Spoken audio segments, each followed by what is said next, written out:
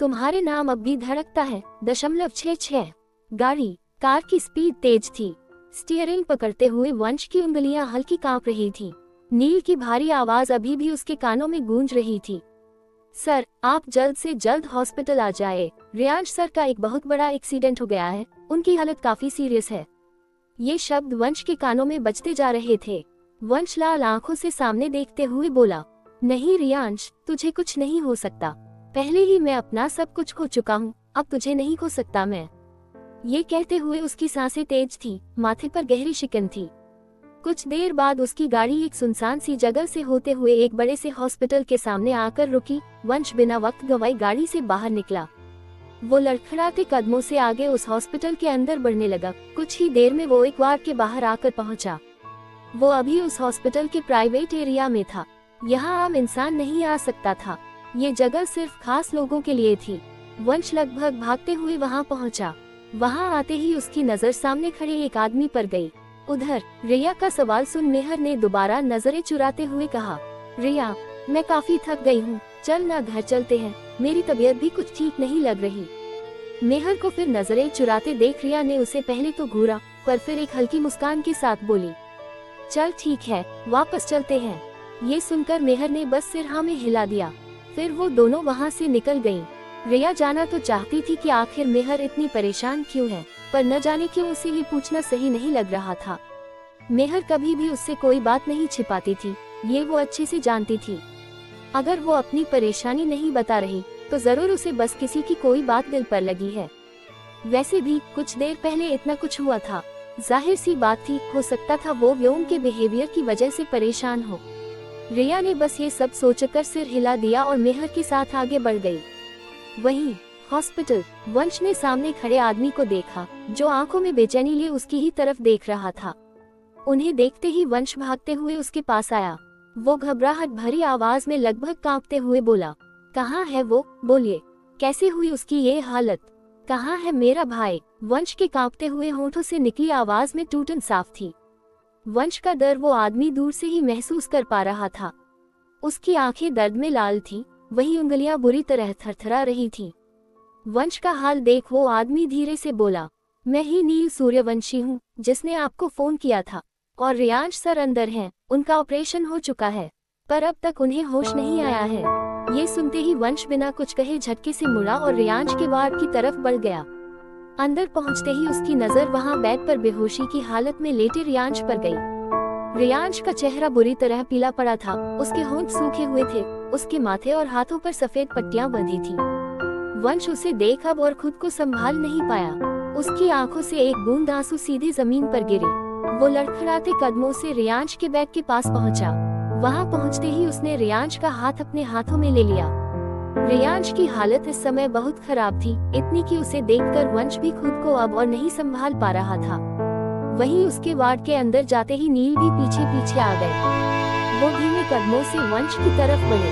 वंश रियांश का हाथ पकड़े रोते हुए बोला, रियांश, रियांश उठ ना, ये तेरी हालत कैसे हुई, रियांश उठ। वंश की आंखों में डर और चिंता के बीच एक तड़प थी। उसकी आवाज सुन नील ने उसका कंधा पकड़ा और कहा, सर शांत हो जाइए, रियांश सर को अभी होश नहीं आएगा, डॉक्टर ने कहा है कि उन्हें 2 घंटे में होश आ जाएगा, आप परेशान मत होइए। उसकी बात सुन वंश ने कुछ नहीं कहा। वो अचानक अपनी जगह से उठा और पीछे खड़े आदमी को देखकर बोला, आखिर रियांश की ये हालत कैसे हुई। ये सुनते ही वो आदमी एक गहरी सांस भरकर बोला, सर उनका एक बहुत बड़ा एक्सीडेंट हुआ था। दूसरी तरफ ऑस्ट्रेलिया, एक बड़ी सी कंपनी, अजय अपने केबिन में परेशान बैठा किसी को फोन मिला रहा था। उसके चेहरे पर डर साफ झलक रहा था। उसने किसी को फोन मिलाया। वहीं दूसरी तरफ एक आदमी ने कुछ देर में फोन उठा लिया। फोन उठते ही अजय गंभीर लहजे में बोला, उसका कुछ पता चला।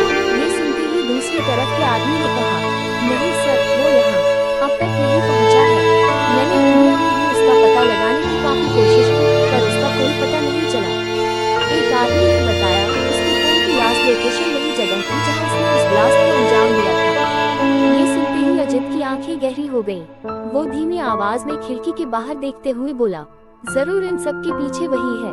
पर फिर उसने खुद से मन में गंभीर लहजे में कहा, मगर वो इस समय तक उसने इतना ही कहा था कि फोन के दूसरी तरफ से आदमी की आवाज फिर आई। Hello sir, sir. उसकी आवाज सुन अजित अपने ख्यालों से बाहर आया। वो भारी आवाज में बोला, उसे छोड़ो, पहले रियांश मल्होत्रा का पता लगाओ। आखिर उसकी लाश वहाँ से गायब कैसे हुई? ये कहते ही अजित ने फोन काट दिया। वहीं दूसरी तरफ उसी अंधेरे कमरे में एक जाना पहचाना शख्स सोफे पर बैठा बौखलाते हुए गुस्से में चीखा, कहाँ है वो, कहाँ है वो? वहीं पास में ही हल्की रोशनी के सामने खड़े सिर झुकाए एक आदमी ने धीमे स्वर में कहा, सर, हमने उसका पता लगाने की सारी कोशिश की, पर उसका कहीं भी कोई नामो निशान नहीं मिल रहा। हमारे आदमी अभी भी उसका पता लगाने की कोशिश कर रहे हैं। उस आदमी की बात सुनते ही सोफे पर बैठे शख्स ने सामने टेबल पर रखी गन उठाई और सीधे सामने खड़े आदमी के ठीक सिर के बीचों बीच पॉइंट कर ट्रिगर दबा दिया। अचानक एक जोरदार तेज आवाज उस शांत कमरे की खामोशी चीरते हुए गूंज उठी।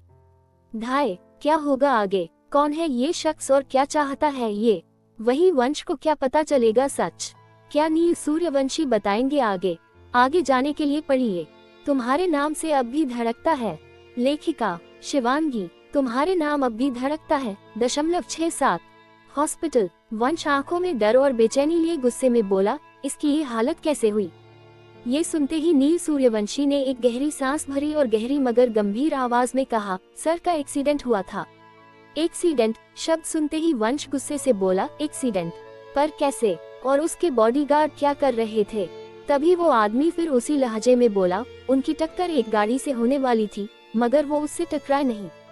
उनकी गाड़ी का बैलेंस बिगड़ गया था। इनकी टक्कर एक ट्रक से हो गई थी। सर तो बच गए, पर ड्राइवर नहीं बच पाया। ये और उनके बॉडीगार्ड्स उनके साथ नहीं थे जब ये सब हुआ था। ये सुनते ही वंश गुस्से में और बौखला गया। उसने अपना फोन निकाला और फिर रियांश के असिस्टेंट को फोन मिलाने लगा। उसके बॉडीगार्ड्स और असिस्टेंट का काम रियांश के साथ 24 घंटे बाहर रहने का था। इतना बड़ा एक्सीडेंट और रियांश बस वहां अकेला ड्राइवर के साथ था। ये सब सोचकर ही वंश का गुस्सा बढ़ता जा रहा था। उसने जैसे ही उसके असिस्टेंट को फोन मिलाया, वैसे ही कुछ रिंग्स के बाद फोन के दूसरी तरफ एक आदमी ने फोन उठा लिया। फोन उठते ही वंश गुस्से में चिल्लाया, अभी के अभी तुम और रियांश के सारे गार्ड्स मेरे भेजे हुए पते पर आधे घंटे के अंदर पहुंचो। उसने ये कहते ही फोन काट दिया। वही फोन के दूसरी तरफ रियांश के असिस्टेंट ने एक बार फोन देखा और हल्की डरी हुई आवाज में बोला, वंश सर इतने गुस्से में? वो अब घबराते हुए बोला, लगता है कुछ। उसने इतना कहते ही सोफे पर रखा कोट उठाया और भागते हुए ऑफिस के केबिन से निकल गया। वहीं दूसरी तरफ वंश फोन रखते ही गुस्से में पीछे मुड़ा। उसने पीछे देखा, जहां अब वो आदमी नहीं था। वंश ने वहां उस कमरे में उसे ना पाकर थोड़ा अजीब महसूस किया। वो इधर उधर उसे ढूंढते हुए उस वार्ड से बाहर निकला। वो जैसे ही बाहर आया, उसकी नजर सामने कॉरिडोर में गई, जहां कोई भी नहीं था।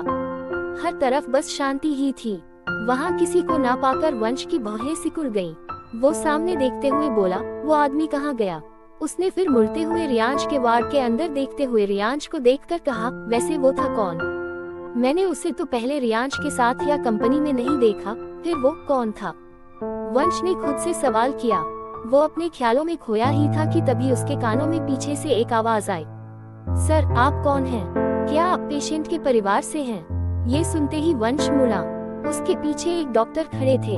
उन्हें देख वंश शांत आवाज में बोला, जी मैं उसका भाई हूँ। ये सुनते ही डॉक्टर बोले, अच्छा। उन्होंने इतना ही कहा था कि तभी वंश ने उनसे सवाल किया, वैसे जो अभी यहाँ थे वो कहाँ गए? मेरा मतलब वो जिन्होंने मेरे भाई को हॉस्पिटल में एडमिट करवाया।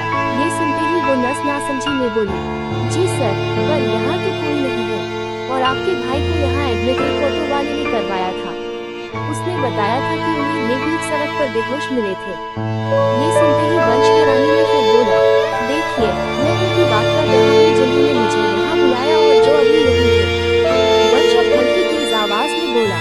ये सुनते ही नस फिर उसी धीमे लहजे में बोली, देखिए सर, आप क्या कह रहे हैं मुझे कुछ भी समझ नहीं आ रहा, और यहाँ तो बस आप ही हैं।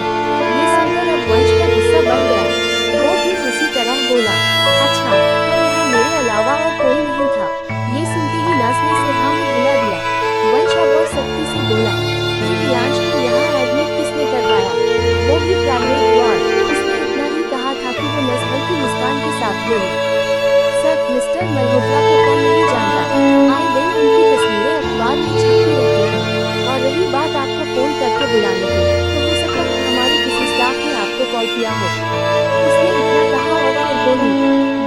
सर, अभी पेशेंट को आराम की जरूरत है, तो आप प्लीज बाहर चलें। यहाँ शोर शराबे में वो अनकंफर्टेबल फील कर सकते हैं।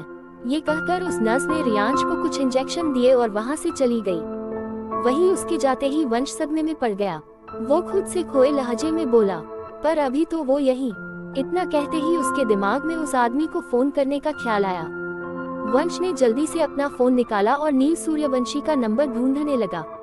कुछ ही देर में उसकी नजर उसी नंबर पर गई जिससे उसे कुछ देर पहले फोन आया था। वंश की नजर उस पर पड़ते ही उसने उस नंबर पर दोबारा फोन मिला दिया।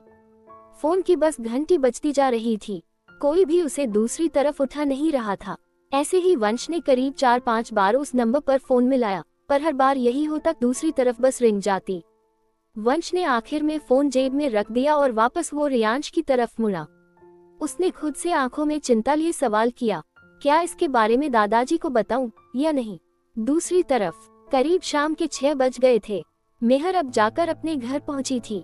वो थकी हुई अपने कमरे में आई, जहां इस वक्त कोई नहीं था। वो खुद से बोली, लगता है दी अभी तक नहीं आई। इतना कहकर अलमारी से कपड़े निकाल वो बाथरूम की तरफ फ्रेश होने के लिए बढ़ गई। कुछ देर बाद मेहर नहाकर बाथरूम से बाहर निकली। उसने इस समय सिंपल सी टी शर्ट और लोअर पहना था। हाथों में तौलिया लिए वो बाल सुखाती हुई बालकनी की तरफ बढ़ी।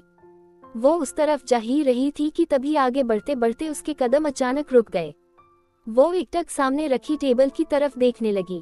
उस स्टडी टेबल पर किताबों के ऊपर एक सफेद रंग का लिफाफा रखा हुआ था। उसे देखते ही मेहर की भौहें सिकुड़ गईं। एक गहरी सांस भरकर वो उस टेबल की तरफ बढ़ गई।